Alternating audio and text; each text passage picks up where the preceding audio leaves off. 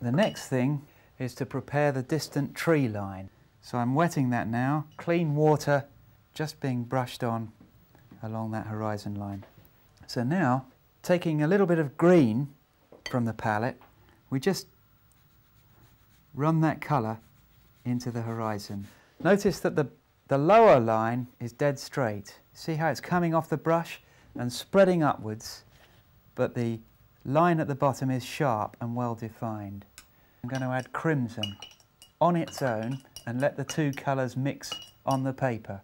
Now where they mix, they'll create a grey, but sometimes they'll create added interest as they literally sit next to each other as separate colours on the paper, and that will allow the mind of the observer to put the painting together with all these separate colours in close proximity.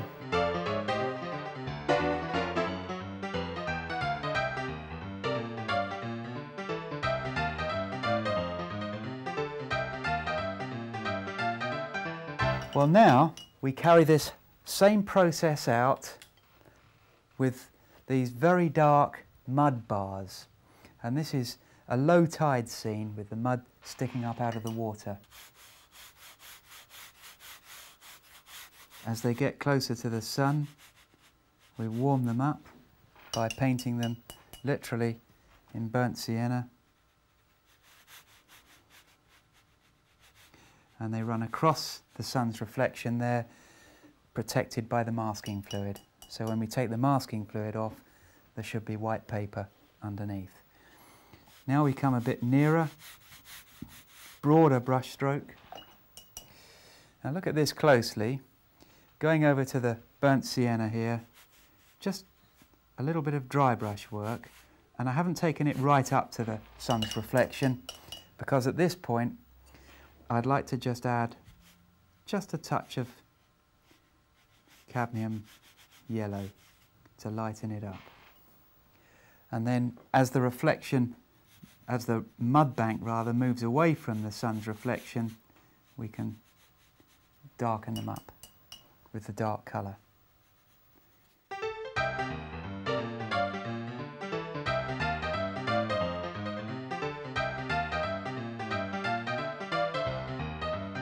Well, that's dry now. Now I'm going to put these boats in, and the base colour for that is cobalt blue. Brush the cobalt blue into the colour, and that's not going to come out very strong, and I'll add a little bit of intensity to that once we've sketched it in with the point of the brush.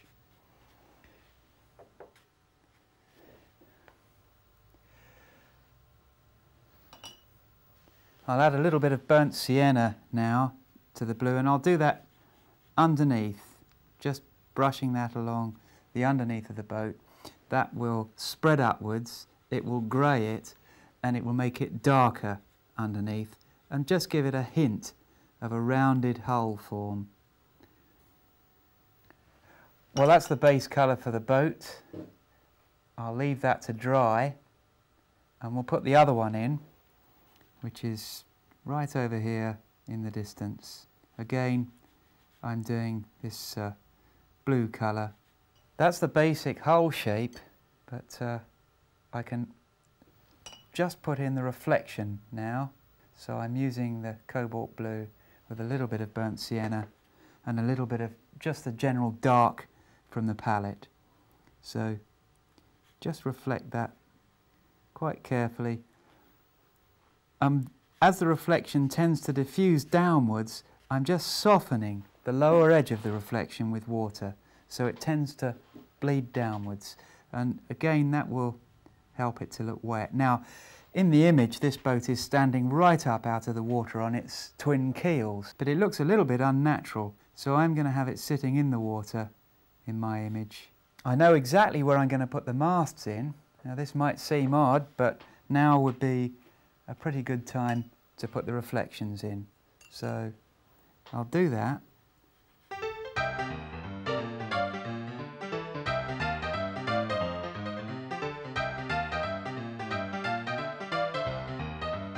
I've dried the painting off, so now I can stand back and look at it, do any more little details I want to do.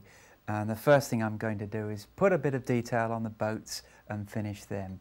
And we just put this, get the brush pointing, put a bit of detail along the top of the boat, just there, and put a line along the top, and we've even got the windows in the cabin side. And then the same on this boat, just a little bit more detail, enough to interest the eye without overdoing it.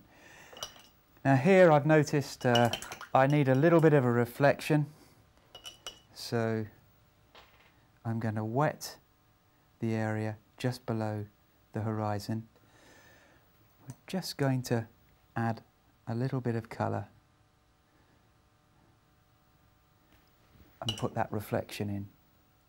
Same principle again, a little bit of cadmium lemon, and then along here there's a light line and I'd just like to get rid of that. So I've touched that in with some colour. Now a few more mud banks right in the distance.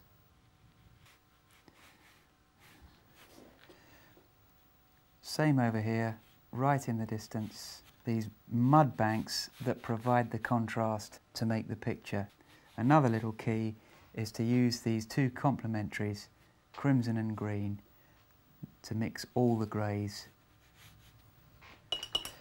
Now I'm going to come into the foreground and put a few darks onto the mud itself, so a few more little patches of mud there, very wet and watery, loosely done, and then here darks like that, just dotted about to give the randomness of mud just strewn around.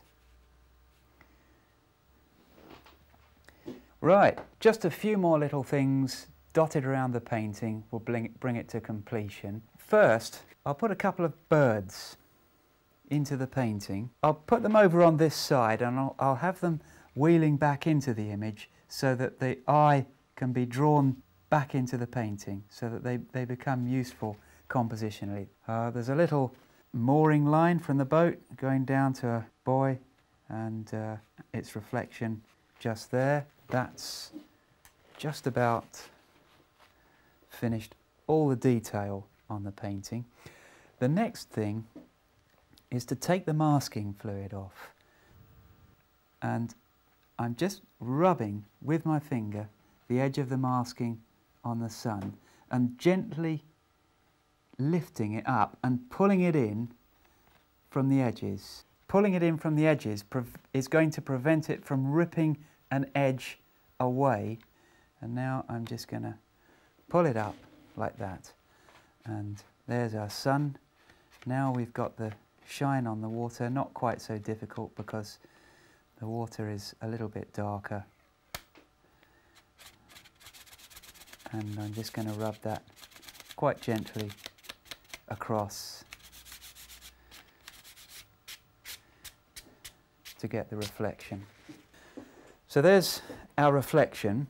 Now there's just a tiny little bit more detail to paint across it. Where these mud banks cross the reflection, I'm just going to paint them in a little bit of cadmium lemon and blend the edges of the mud banks into the water, and that's that. There is a sunlit body of water with a nice sunset and a reflection done with complementary greys, mainly of crimson and viridian. Watercolour is a great medium to work with. There are lots of techniques that can help you. Use them one at a time and keep them simple. Don't worry if you can't get a highly polished result. With us professional painters, we all know there's somebody better than us, and that's a good thing because it gives us something to aspire to. So enjoy your painting and see you next time.